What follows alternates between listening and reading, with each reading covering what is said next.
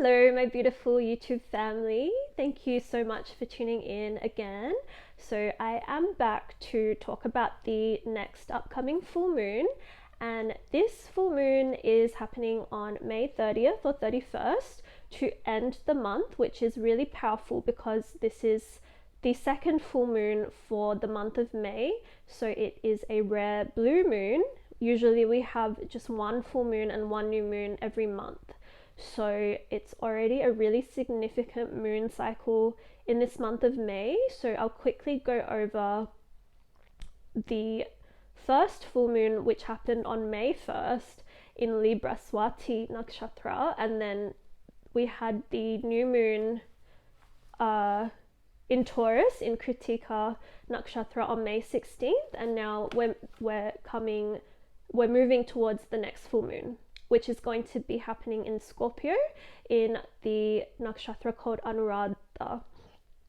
So yeah, this is already a really powerful moon cycle this month of May, because we start the month with a full moon and we end the month with a full moon, which is illuminating so much to us for release, for realignment, for a culmination of truths that maybe have been, for whatever reason, they have not been in our conscious awareness. The moon is really like wanting to wake us up and really enlighten us and show us the truth of our life and our path.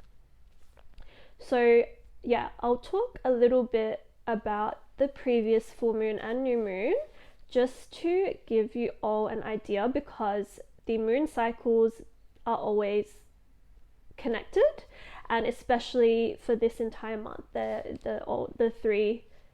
full moon, new moon, and then this full moon coming up is very connected. And actually, yeah, I remember talking about this for the month of May in my May video, that this month of May, the biggest theme that I felt coming up is to do with our heart chakras and opening, like cutting and breaking open our heart. So yeah, the themes came up in the previous full moon and new moon because Libra and Taurus are both ruled by Venus.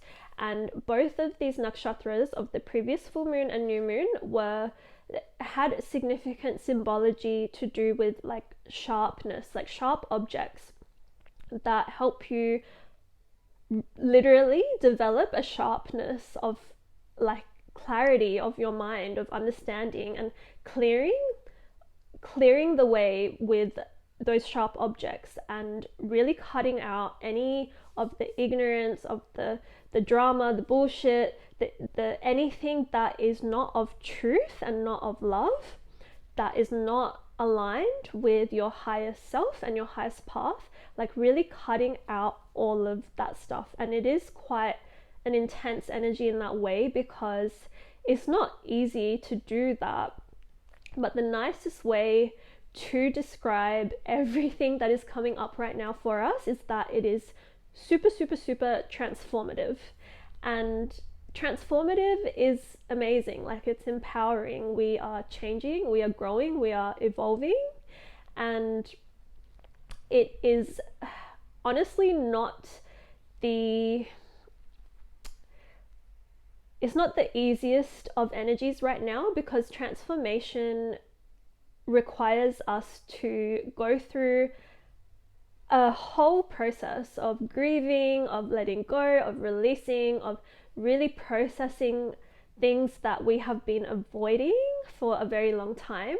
And especially because we have like 2 full moons this month. When the moon is full, it is illuminating to us all of the things that we have been avoiding for whatever reason. It comes up because we really need that wake-up call and that moment of truth. And yeah, it's just bringing to light all of the things that we have suppressed, that have been in the shadows and in like the back of our psyche.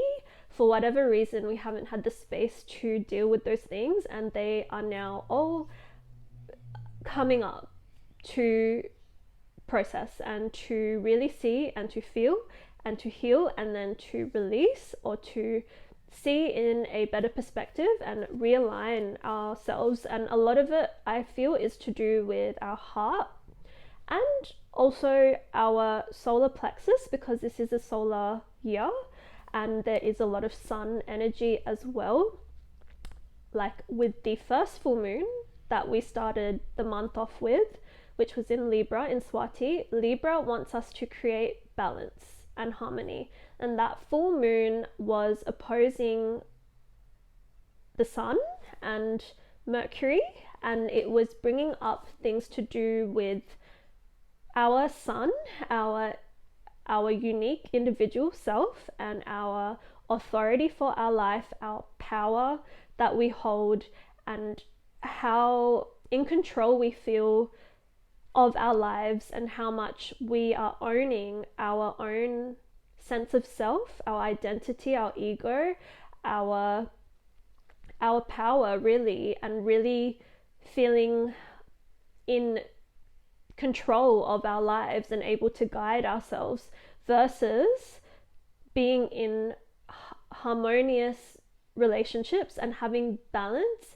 and just not being dependent or like codependent on anyone in your life. So it's about like that dynamic of you versus others. And yeah, Libra is all about relationships. So that was that. And then the new moon following that, which we just had on May 16th, it's been a week or two. The new moon was in Taurus, another Venus ruled star sign, and Kritika being this sign that is to do with critical energy, to bring up the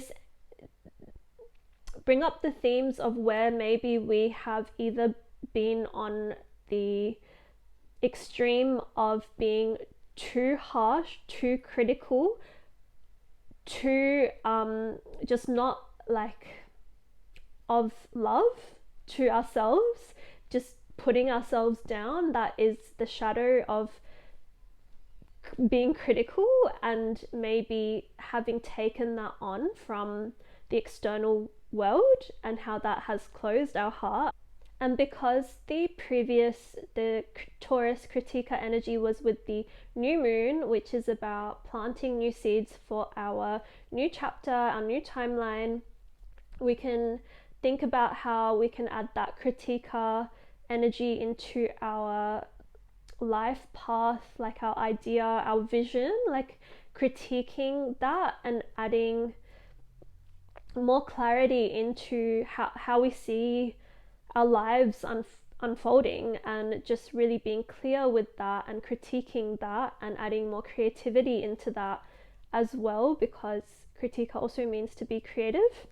And those sharp objects that are symbolic of kritika are wanting to cut and clear anything that is blocking our hearts from being open and receptive to the most aligned pathway for ourselves. So that was the previous new moon and full moon, and now moving into the next full moon in Scorpio Anuradha, which is happening May 30th or 31st. This is the rebirth that is going to take place after the cutting and clearing and breaking open of our heart. We're now metamorphosizing. I don't know if that's a word, but yeah, I'm curious to hear how you're all going with this moon cycle, because it is super transformative. I'm personally feeling very impacted with this, especially the previous new moon being my K2 sign. My nodes are being activated. This full moon is happening on my Rahu. So yeah, I feel like my whole path and like my idea and vision for my life is just sort of coming together, and I'm just surrendering to it, which is a lot, like very relatable for what is happening, I feel like, for many of the collective, I'm sure, will be feeling that need to just surrender to the roller coaster of events and emotions and things that may be coming up. So yeah, I have some notes that I'm just going to read. So this full moon is going to be opposing the Sun and Uranus, which are both in Taurus, and so there is going to be an added layer. It's already a powerful full moon, being the blue moon, the second full moon for the month, but there's also going to be that added level of like sudden revelations and awakenings and just sudden insights, and like really all of this is connected to you owning your sense of self and your individuality and your authenticity, which is what Uranus and the Sun together are all about. And especially because they're opposing the full moon as well, that's super powerful, super potent. The previous new moon, which was in Taurus and in Kritika Nakshatra, is the energies of Venus and the Sun, whereas this full moon is Scorpio, which is ruled by Mars, and Anuradha, which is ruled by Saturn. So we do have some really powerful planets that are guiding us in this time, wanting us to... Venus and Mars is wanting us to balance our divine masculine and feminine energies. The Sun is wanting us to really make sure we are sure of ourselves, our sense of self, our identity, our individuality, our light, our power, our authority, and our ability to really take that driver's seat of our life and guide our path. And then Saturn is wanting to make sure that we are being consistent with our actions, with what truly matters to us, being disciplined, doing the hard things, and yeah, just really like being resilient, overcoming the obstacles that come up for us, and just like, yeah, just like all of that stuff, being devotional. Actually, yeah, devotion is a big theme for Anuradha as well, which I will talk a little bit more about as well. But yeah, Jupiter will be entering Cancer not long after this full moon, so this is going to be such a blessing after all of this intensity of going through the transformations that are taking place, which can feel like destabilizing. The most powerful blessing that we are going to experience is Jupiter entering Cancer in June. It's just a really good place, and it's going to be aspecting a lot of the planets in a really, really beautiful way. So yeah, that's something to look forward to. So the full moon is going to be an illumination, a combination, like I said, sudden revelations, and there is going to be stuff coming up that we need to really surrender to open up, to release, to let go, and to just accept and feel, and then yeah, release and let go. Rebirth is the theme of Scorpio, and it is super, super powerful, because what's the point of just staying the same? Like, this is powerful stuff. We are growing and evolving in an accelerated way right now with this full moon coming up. So shadow work and really like looking into your unconscious and like, yeah, your subconscious, your inner child healing, like emotional healing, that is like what is really, really the themes when it comes to a Scorpio full moon, because it's trying to bring up the deep, dark stuff within us to face. And we have the strength to do that now with Mars and Saturn, with this star, is just giving us that ability to really delve deep into the important things that are really going to help us shift and change. So it's going to be, definitely the full moon is always bringing light to the darkness, but especially this one. So I've got written down the vulnerability is what is coming up with discernment and balancing feminine and masculine with more discipline and consistency. So bringing more of that fierceness and more discipline and consistency even to the ways that we are in our feminine essence, to allow that like flowy, creative, expansive energy to really be solid and grounded as well. Purifying our hearts, transforming our hearts and our solar plexus is what is really coming up right now. So any inauthenticities or overlooked factors to the values and the foundations and the vision and the intentions that came up for us during the Taurus new moon are going to come up for us to reflect now, because this full moon is like nowhere near surface level.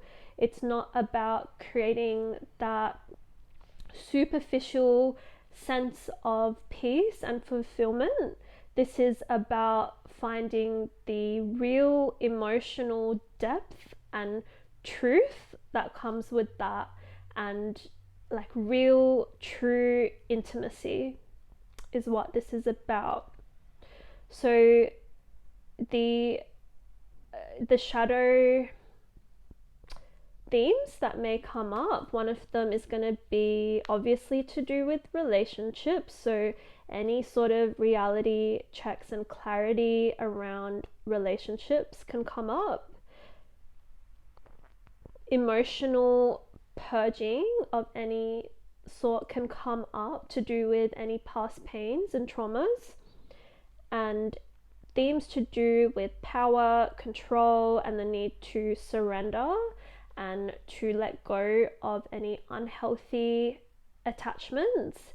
And that theme of like true love versus attachment is a big theme with this star. It's really interesting. I found that I've done readings for like 3 people with this star in their chart, and all 3 of those people have been polyamorous in their relationship dynamics. And it makes sense to me when you look at the Vedic law, like folklore to do with this star. I won't go into detail about the Vedic stories, but it's basically like this energy of being super, super devoted and loving to someone, and also being so aware that we all have the potential to have not just one soulmate in this lifetime, and it is like such a beautiful and sacred thing when you commit to this one person and you both become, you know, this sacred union between one another. It's so beautiful when you commit to that and you become devoted to each other. But the energies of this star is trying to teach, I believe, that you can like that sacred union, it doesn't have to take away from that, but it's still possible for those 2 individuals to have really, really deep and intimate and sacred unions with others, maybe not even currently, but like in previous like relationships, or like, you know, it just doesn't take away from that sacred union. but it's a very deep and complex subject, I feel like, to think about, and I'm still getting my head around it as well, because my Rahu is there, so it's what I'm afraid of and what is like what I'm supposed to understand, but what is like just like whoa to me, like it's just like a whole new world.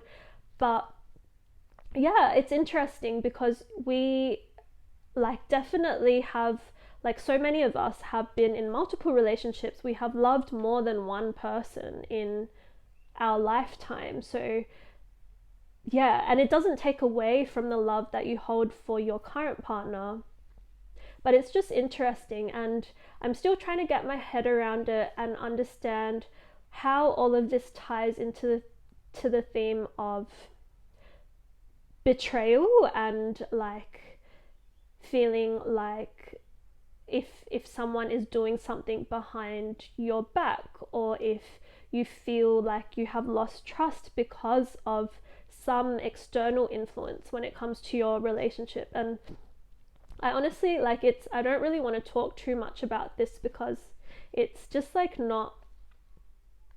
not a very nice subject to talk about, but it's probably going to come up, like things to do with this, like, do you trust your partner?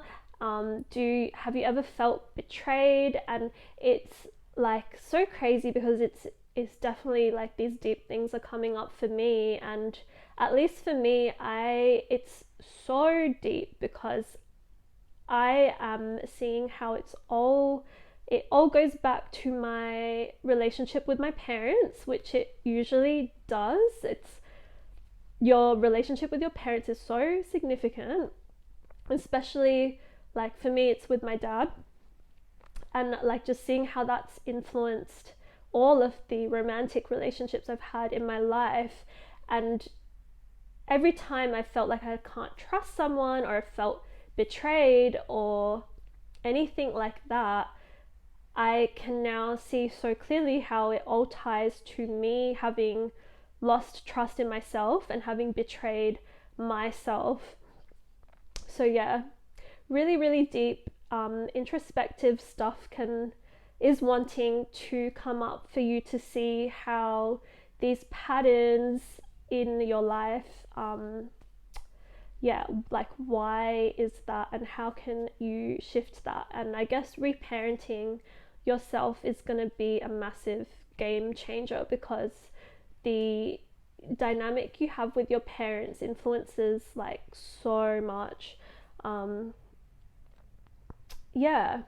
So I've got written down the spiritual maturity is what is wanting to come through from all of this emotional intensity, and just really becoming so like aware of our blind spots when it comes to how we connect with others.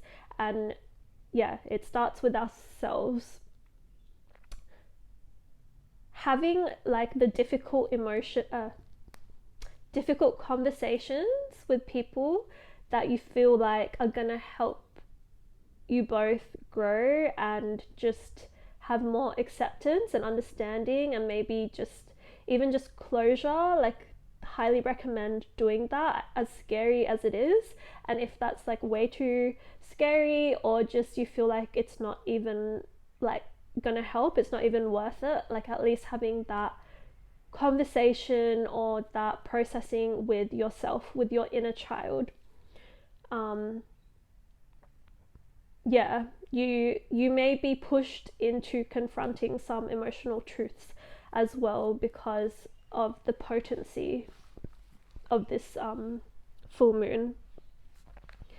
So when it comes to the relationship dynamics, some themes that can come up is where the trust has been fractured, and where there might be some hidden resentment that you hold, which like where in relationship dynamics that you need more vulnerability and openness, and where it's been maybe too closed off. So I feel that this energy of Anuradha really tests the strength of the bonds and the connections in your life, because it is a lot to do with like devotion. Like Anuradha is like where you find like your ride or die friendships that like stand the test of time, like through everything. But it's also about like having boundaries where you need them, and being like really strong and sure of yourself enough to know who is and who isn't worthy of your time and attention and energy. And if they are not aligned with your highest self and your highest truth, your highest path, then having those boundaries, limiting exposure, or even having that hard conversation to try and fix things, or cutting that dynamic off. And like, it is really hard to do that, but it is like, if you continue on the path with these dynamics, these friendships, these relationships that aren't serving you, you're literally telling the universe that this is what you're accepting, and this is your life, like this is your path, and the universe will just give you more and more of that energy. And that saying that you become like the 5 closest people to you is real. And I do think that you will also be pushed to separate if that is what is supposed to happen. If you are so much out of alignment, then you will naturally, things will happen to separate you both, or whoever, like groups of people, like whoever it is, like you will be separated if that is the case. So it's to like really reflect on the relationships and all of the connections, and not just people, but also like situations, like your job, like the events that you attend, and like everything in your life. Like really reflect on that, like what is in alignment with your highest truth, and what do you want to devote your time and energy and attention to.